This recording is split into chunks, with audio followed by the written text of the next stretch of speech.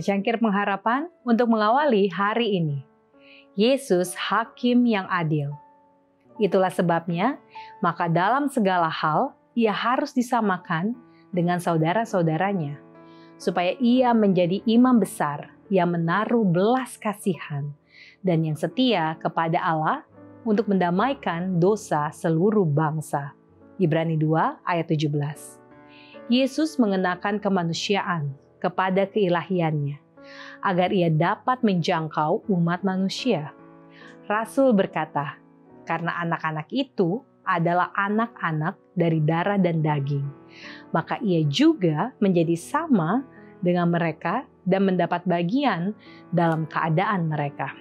Sebab sesungguhnya bukan malaikat-malaikat yang ia kasihani, tetapi keturunan Abraham yang ia kasihani.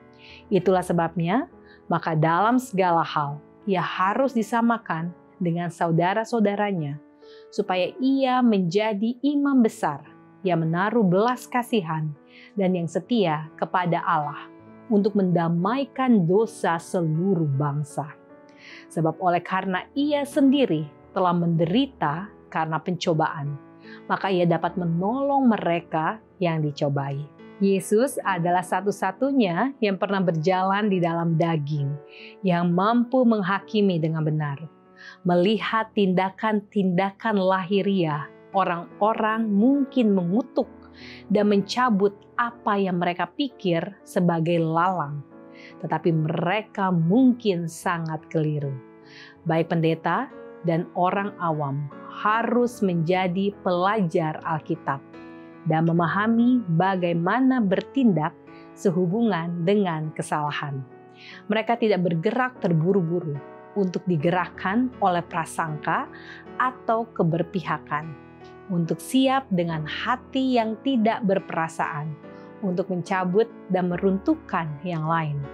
Untuk ini adalah pekerjaan yang paling serius.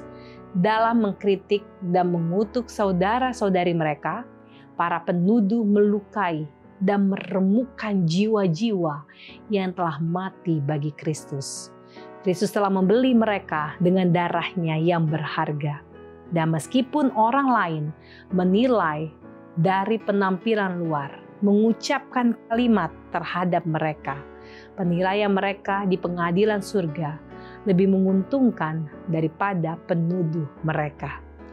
Sebelum ada di antara Anda yang berbicara menentang orang percaya lainnya atau bertindak dengan jelas untuk memotong mereka dari persekutuan gereja, ikuti perintah Rasul. Ujilah dirimu sendiri, apakah kamu tetap tegak di dalam iman. Selidikilah dirimu, apakah kamu tidak yakin akan dirimu bahwa Kristus Yesus ada di dalam diri kamu. Sebab jika tidak demikian, kamu tidak tahan uji.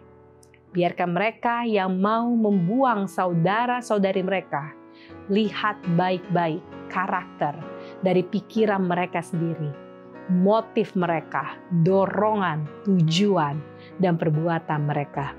Jika dengan hati-hati pengujian doa dari diri kita sendiri, kita menemukan bahwa kita tidak dapat menanggung ujian penyelidikan manusia.